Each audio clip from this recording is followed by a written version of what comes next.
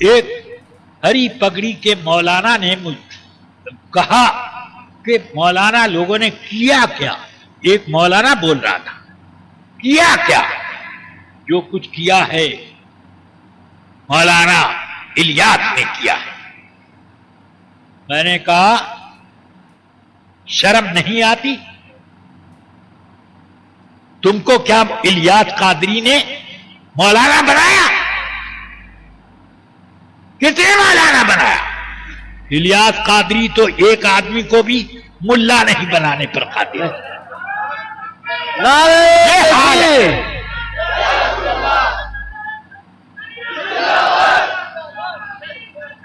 تاج الشریعہ جیسا ہو،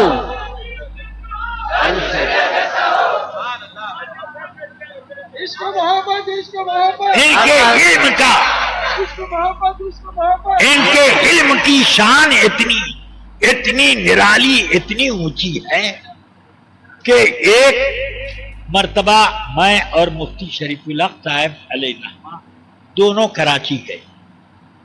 ان کو پتا چلا کہ یہ دونوں آئے ہوئے ہیں تو 3 بجے رات میں زیارت کے لیے تشریف لائے۔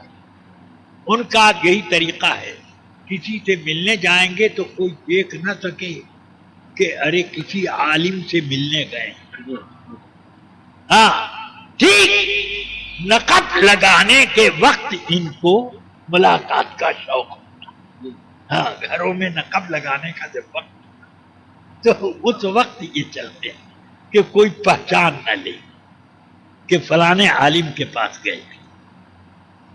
تو اب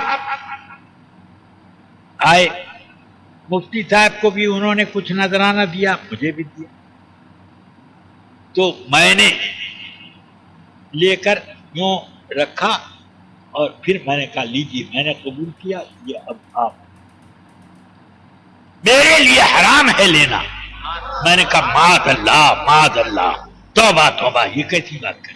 نہیں، کوئی چیز دینے کے بعد واپس لینا تو شرعاً حرام ہے۔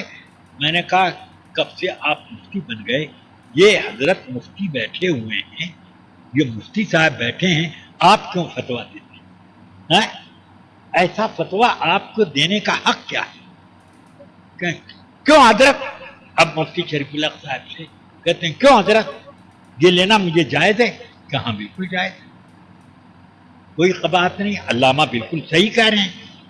تو اب اتنا بڑا علم کا سمندر ہے یہ، مگر کیا کیجئے گا کہ سمندر رہ گیا، پانی سوکھ گیا۔ سبحان اللہ۔ حضور محدث کبیر، حضور محدث کبیر، نائب قاضی اسلام، ممتاز الفقہا، شہزادہ جز الشریعہ،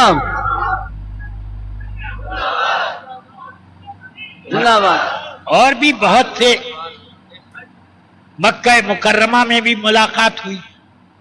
اب وہ آئے ملنے کے لیے، ٹھیک 3:30 بجے آئے، میں سویا ہوا تھا، ایک آدمی نے میری ٹانگ ہلائی۔ میں نے کہا کیا بات ہے؟ کہ حضرت مولانا الیاس عطار صاحب تشریف لائے ہیں آپ سے ملنے کے۔ میں نے کہا ٹھیک ہے، ان کو ادھر بیٹھو، میں آتا ہوں۔ تو میں اٹھا، سوچا کہ اب آدھے گھنٹے میں صبح صادق طلوع ہو جائے گی، چلو کوئی بات نہیں۔ اب وہ میں نے اطمینان سے مسواک کرتا رہا، غسل خانے میں بیٹھ کے وضو وغیرہ کیا، پھر آیا۔ میں نے کہا کہاں ہے مولانا، بلاؤ، تو آئے، مصافحہ وغیرہ ہوا۔ پھر صبح صادق ہو گئی۔ اب ہم لوگوں نے نماز پڑھی، میرے ساتھ 6 آدمی تھے، وہ بھی شریک تھے، اور یہ بھی اپنے 3 آدمیوں کے ساتھ شریک ہوئے، ہو گئی۔ اس کے بعد وظیفے وغیرہ سے فارغ ہونے کے بعد اب وہ فرماتے ہیں کہ آپ مجھے کچھ نصیحت کر دی۔ میں نے کہا میں نصیحتیں تو نہیں کر پاتا ہوں، خود نصیحت کا محتاج ہوں، مگر آپ نے تقاضا کر دیا ہے تو کچھ باتیں میں عرض کروں۔ نمبر 1 یہ کہ آپ کی جماعت میں جو داخل ہو جاتا ہے وہ دنیا بھر کے علماء سے بے نیاز بلکہ ان کا مخالف کیوں ہو جاتا ہے؟ نہیں، ارے نکالو تو اپنے جب لیے ہوئے کہ نہیں؟ علماء کے فضائل اتنا بڑا ایک کارڈ تھا جس میں 8-10 حدیثیں لکھی تھی علماء کے فضائل کی، اتنے باریک قلم سے کہ مجھے بھی اسے بہت غور سے پڑھنے میں آیا۔ تو انہوں نے کہا میں نے یہ علماء کے فضائل لپوا کر تقسیم کرایا ہے، اب اس کے بعد بھی اگر لوگ علماء سے وابستہ نہیں ہوتے تو اس میں میرا کیا ہوتا؟ میں نے کہا کہ نمبر 1 تو یہ کہ مجھے یہ سمجھ میں نہیں آتا کہ ایک آدمی سر کھلا گھومتا تھا بلبلی جھاڑے اور آپ کی تنظیم سے متعلق ہوا اور ہری پگڑی چپک گئی، اب وہ کبھی بھی ہلتی نہیں۔ یہ مجھے سمجھ میں نہیں آتا کہ جو آدمی ہری پگڑی چپکا سکتا ہے تو وہ عالم سے کا متعلق کیوں نہیں بنا سکتا؟ میں یہ نہیں کہہ رہا ہوں کہ دنیا بھر کے سارے عالم کی اتباع واجب ہے، بلکہ جو علماء صاحب کردار و عمل ان سے کیوں یہ کٹے ہوئے ہیں؟ ان سے کیوں؟ ان سے تو وابستہ رہنا چاہیے۔ نہیں، میں نے کہا سنیے ابھی بات میری پوری نہیں۔ دوسری بات یہ کہ آپ نے اپنے اجتماع پاک کے پوسٹر کے برابر نہیں چھاپا تاکہ وہ موٹے حروف میں ہر آدمی پڑھتا، اور یہ جو دیکھے گا موڑ کر کے تعویذ میں بنا کے پہن لے گا کہ یہ حضرت کا تبرک ہے گلے میں پہننے کے لیے، یہ پڑھنے کے لیے نہیں ہے، یہ تبرک شریف ہے۔ میں نے کہا یہ آپ کے اوپر ذمہ داری ہے، اور اگر یہ ذمہ داری ادا نہیں کرتے تو یوم الحساب میں میں اللہ کے سامنے آپ کے خلاف استغاثہ کروں۔ اب نمبر 2 جو آخری ہے، میں نے کہا دین کے ثبوت کے لیے اور سنیت کے استحکام کے لیے قرآن اور حدیث میں بڑی بڑی مضبوط دلیلیں موجود ہیں حقانیت کے ثبوت، مگر عجیب و غریب معاملہ ہے کہ حقانیت کے ثبوت کی یہ بڑی دلیل ہے کہ ایک مدنی نے خواب دیکھا کہ ایک عورت کو قبر میں عذاب کے فرشتے کوڑا لے کر کے اور گرز لے کر کے مارنے کے لیے تیار کھڑے تھے کہ اتنے میں رسول اللہ تشریف لائے اور ڈانٹ کر کے فرشتوں کو بگایا، ہٹو بھاگو، یہ میرے عطار کی مریدنی ہے۔ میں نے کہا یہ آپ کی دلیل ہے۔ موٹر سائیکل پہ آدمی چلا جا رہا ہے، اچانک دیکھا رسول پاک سامنے اور فرمایا دیکھ الیاس کے ساتھ وابستہ ہو۔ دکان میں چندی بیچ رہا ہے، ادھر بیچتے بیچتے دیکھتا ہے رسول پاک بالکل میری گدی پہ بیٹھے ہیں اور گود میں عطار صاحب کو لیے۔ میں نے کہا کہ یہ سب ایسے اتنی بشارتیں وہ بھی مجہول ان مجہول. ایک مدنی نے خواب. کون مدنی ہے؟ جھوٹوا ہے کہ سچوا؟ کون؟ کہاں کا رہنے والا؟ اس کی حقیقت تو معلوم. ہم لوگ رسول پاک کی حدیثیں بھی بغیر سند کے نہیں مانتے. اور یہ بے سند کے ایک مدنی ہے. ارے وہ پتہ نہیں وہ مدنی، وہ اجودھیا باسی حسین احمد مدنی نہیں نہ تھا؟ کون تھا؟ اس لیے رفیقان ملت میں نے ان سے یہ کہا، اتنی بے تعداد بشارتیں رویائے صالحہ طالحہ آپ کے متعلق ہیں کہ نہ میں نے اعلی حضرت کے بارے میں اتنا پڑھا، نہ غریب نواز کے بارے میں اتنا معلوم ہوا. ارے سب سے بڑھ کر غوث اعظم کے بارے میں بھی اتنی بشارتیں نہیں جتنی آپ نے. تو کیا آپ کے درجات کچھ دو چار ہاتھ اوپر ہیں کیا اس سے؟ میں نے کہا کہ اب ایاز قدر خود شناس. میں نے کہا باتیں اور بہت سی یہ ٹھیک کر لیجئے تو اس کے بعد 300 اور پیش کرو. اب یہ درست کر لیں.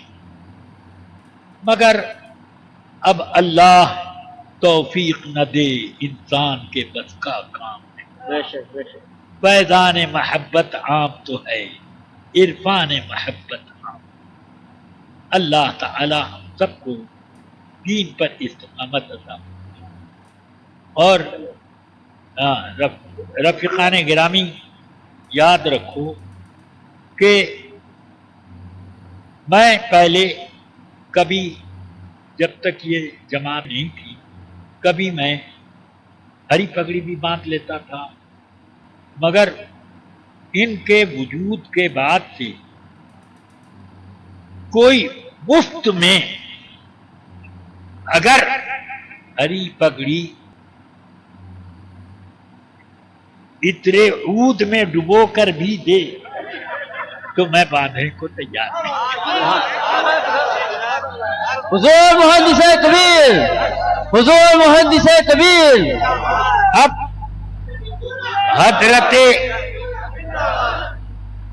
حضرت سیدی علامہ اظہری صاحب مدد اللہ العالی کے پاس یہ آئے کہ حضرت اجتماع ہے ہماری کانفرنس کا، تشریف لائیں.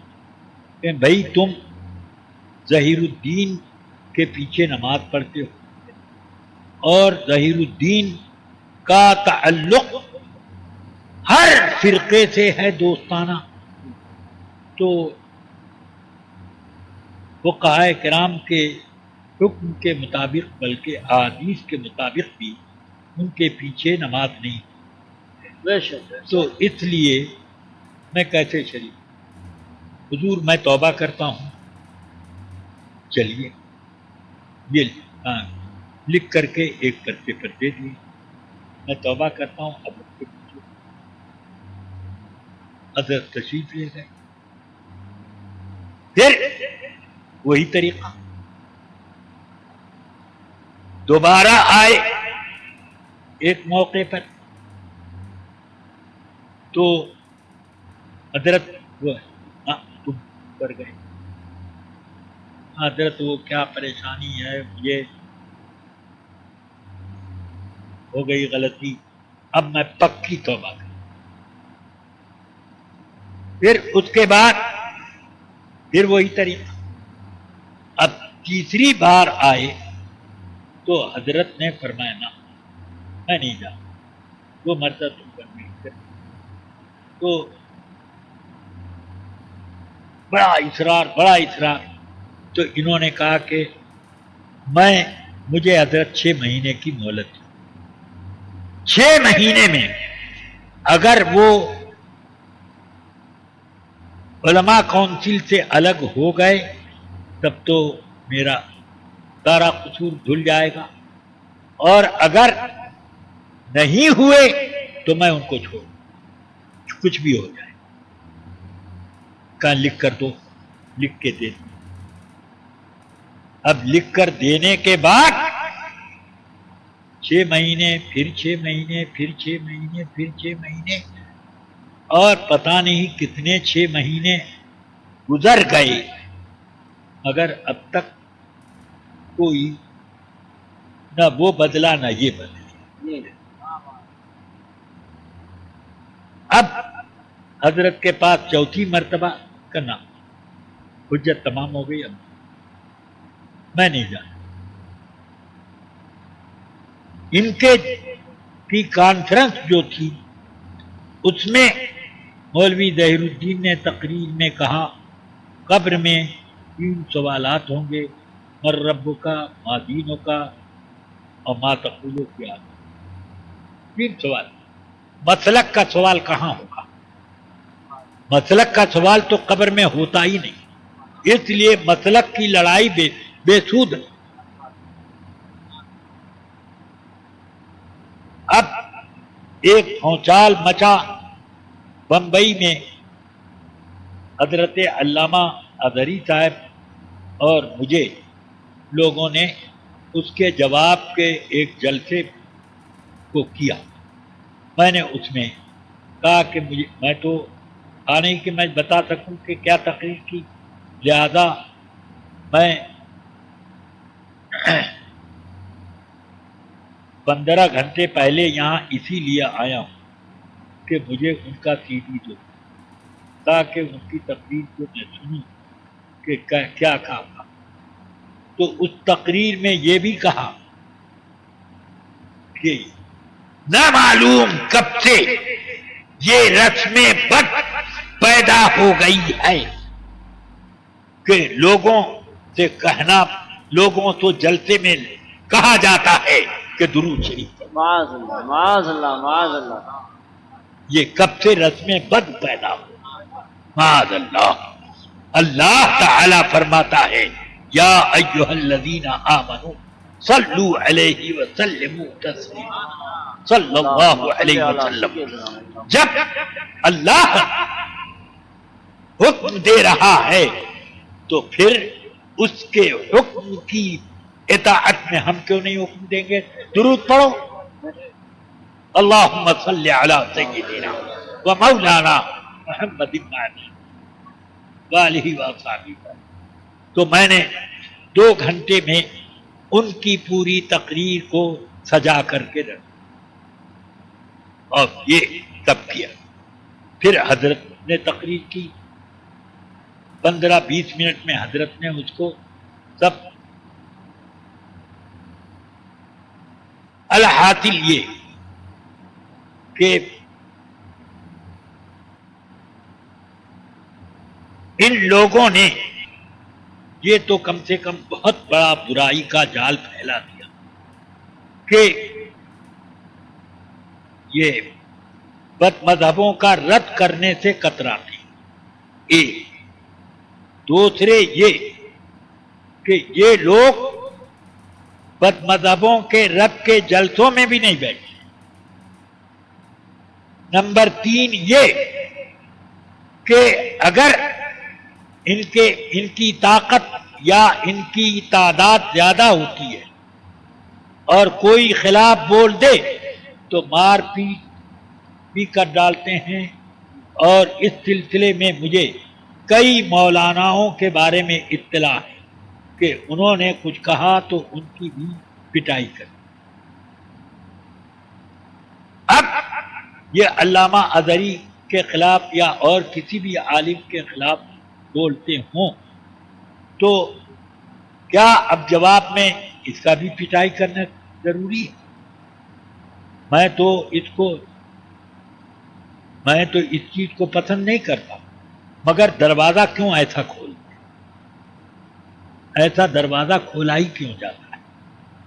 نمبر 3 یہ کہ ٹی وی کو دین پھیلانے کا ایک بہانہ بنایا ہے۔